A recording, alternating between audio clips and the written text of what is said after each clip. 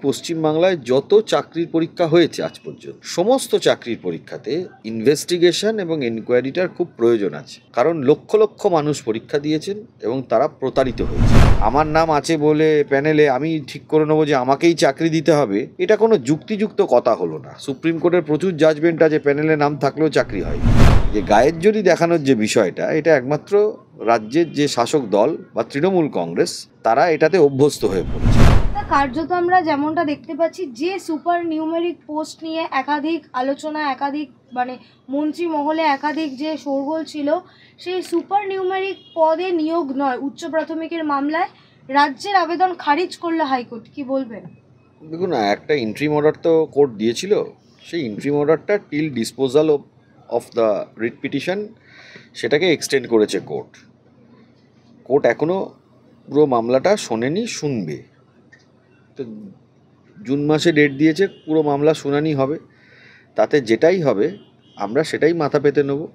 তার বিরুদ্ধে যদি কেউ অ্যাগ্রিভ পার্টি হয় তারা যাবে ডিভিশন বেঞ্চে, কেউ যদি তারপরেও অ্যাগ্রিভড হয় সে যাবে সুপ্রিম কোর্টে।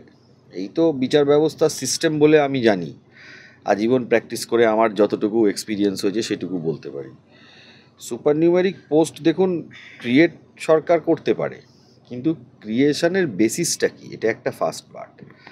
সেকেন্ড পার্ট যেটা সিবিআই ইনভেস্টিগেশনে যেটা উঠে এসেছে, এই ওয়ার্ক এডুকেশন ফিজিক্যাল এডুকেশনে যে নিয়োগ হয়েছে সেই নিয়োগেও দুর্নীতি আছে।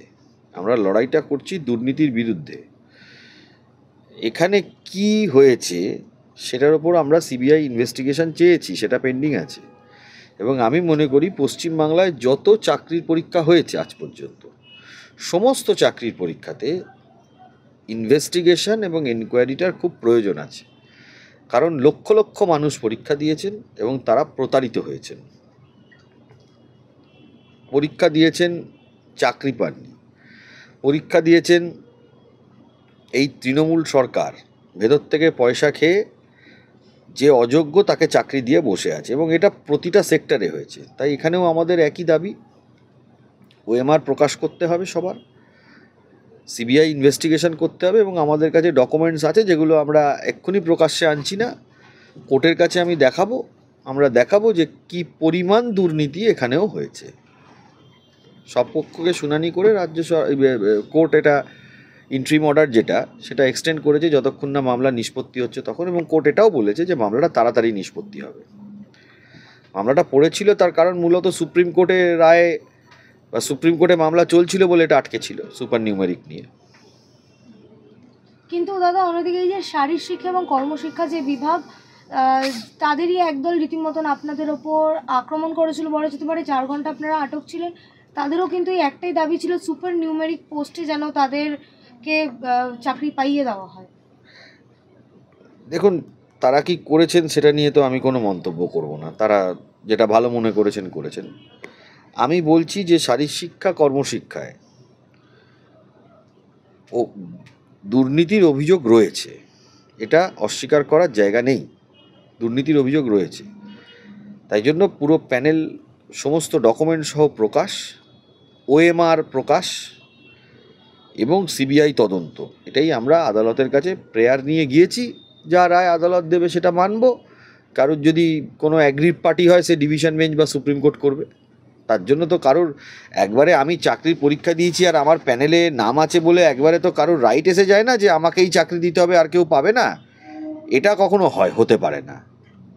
এখন তৃণমূল যারা করে তাদের সব কিছু গায়ের জোরে করিয়ে নেওয়াটা হলো তাদের একটা ফ্যাশনের মধ্যে হয়ে গেছে। দেখবেন ভোট লুট করে চলে যাচ্ছে, গায়ের জোরে অন্যের ভোট আরেকজন মেরে দিচ্ছে। এখন তারা যদি ভেবে থাকেন যে গায়ের জোরে আদালতে হবে, এটা তাদের ভুল পারসেপশন এবং ভুল ধারণা। তৃণমূল নেতানেত্রীদের এটা ধারণাটা ভুল। ভারতবর্ষে গণতন্ত্র আছে, ভারতবর্ষে আদালত আছে, হাইকোর্ট আছে, সুপ্রিম কোর্ট আছে। তাই এখানে আইনের পথেই বিচার হবে। এবং আদালত থেকে যখন আমাদের দেশে সরকার আইন প্রতিষ্ঠা করতে পারে না, সরকারি যেগুলো উইং আইন প্রতিষ্ঠা করতে পারে না, আদালত থেকেই আইনের বিচার প্রতিষ্ঠা হয়। আমার নাম আছে বলে প্যানেলে আমি ঠিক করে নেবো যে আমাকেই চাকরি দিতে হবে, এটা কোনো যুক্তিযুক্ত কথা হলো না। সুপ্রিম কোর্টের প্রচুর জাজমেন্ট আছে প্যানেলে নাম থাকলেও চাকরি হয়নি। প্রচুর জাজমেন্ট আছে, তার বিভিন্ন কারণ থাকতে পারে। এই যে গায়ের জোরই দেখানোর যে বিষয়টা, এটা একমাত্র রাজ্যের যে শাসক দল বা তৃণমূল কংগ্রেস, তারা এটাতে অভ্যস্ত হয়ে পড়েছে। কিন্তু দাদা অন্যদিকে আমরা যেমনটা দেখতে পাচ্ছি কালকেই ছিল ডিএ মামলা, সেই ডিএ মামলা আবারও পিছিয়ে গেল। না, এখন দেখুন ডিএ মামলাটা কিন্তু বারবারই উঠছে। পিছিয়ে গেছে এটা বলাটা আমি অন্তত, হ্যাঁ পিছিয়ে গেছে, টেকনিক্যালি পিছিয়ে গেছে, কিন্তু আমি অন্তত পিছিয়ে গেছে যেভাবে লোকে ভাবছে সেটা এরকম বিষয়টা নয়। তার কারণটা হলো যখন টাইম চেয়েছে রাজ্য সরকারের পক্ষ থেকে, সেটাকে অপোজ করা হয়েছে এবং অপোজটা কোর্ট কিন্তু তার রেকর্ডে নিয়েছে যে আমরা অপোজ করছি, এটা হয়েছে। এখন রাজ্য সরকার ডিএর টাকাটা চুরি করছে, তৃণমূল দল ডিএর টাকাটা চুরি করছে, তাদের BMW মার্সিডিজ হচ্ছে, লন্ডন বেড়াতে যাওয়া হচ্ছে ডিএর টাকা মেরে। তো কর্মচারীর টাকা মেরে তারা চলবে, এটা তো হতে পারে না। ডিএটা মানুষের অধিকারের মধ্যে পড়ে এবং ডিএটা সরকারি কর্মচারীদের, আমি মনে করি যেটা ফান্ডামেন্টাল রাইট টু লাইফ, এটা আমি মনে করি লিগালি এনফোর্সেবল রাইট, প্লাস এটা রাইট টু লাইফ।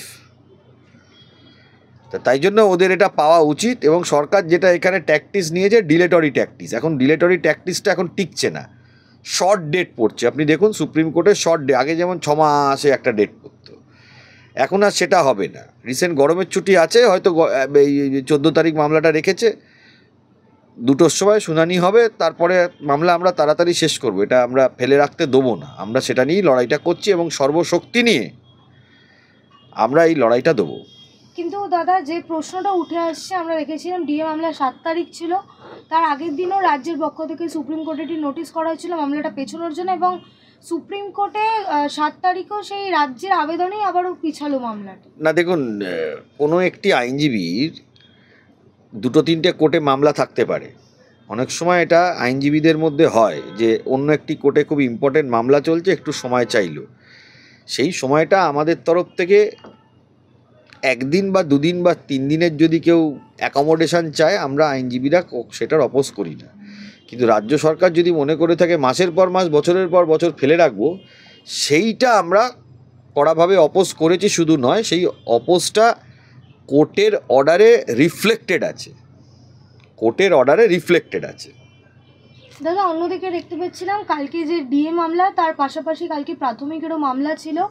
এই যে 32,000 চাকরি যে প্যানেল, সেই প্যানেলে যে প্রশ্নটা উঠে আসে যে অ্যাপটিটিউড পরীক্ষা সঠিকভাবে নেওয়া হয়েছে কিনা। দেখুন, তৃণমূল জামানায় কোনো পরীক্ষাই সঠিকভাবে হয়নি, অ্যাপটিটিউড কী হবে। 2011 সাল থেকে আর 25 সাল পর্যন্ত একটা পরীক্ষা বলতে পারবেন যেটা সঠিকভাবে নেওয়া হয়েছে? সব বেআইনিভাবে নিয়েছে, আর ভেতর থেকে ব্যাকডোর দিয়ে নিজেদের পয়সা খেয়ে কিছু চাকরি দিয়েছে। আজকে 26,000 SSCর ছাত্রছাত্রীরা তারা অতই জলে চলে গেছে, যতই সরকার তাদেরকে আশ্বাস দিয়ে রাখুক। যারা সরকারি আশ্বাসে বা তৃণমূল দলের আশ্বাসে যারা নিজেদের বুক বাঁধছেন, তারা আরও ভয়ঙ্কর বিপদের দিকে চলে যাচ্ছেন।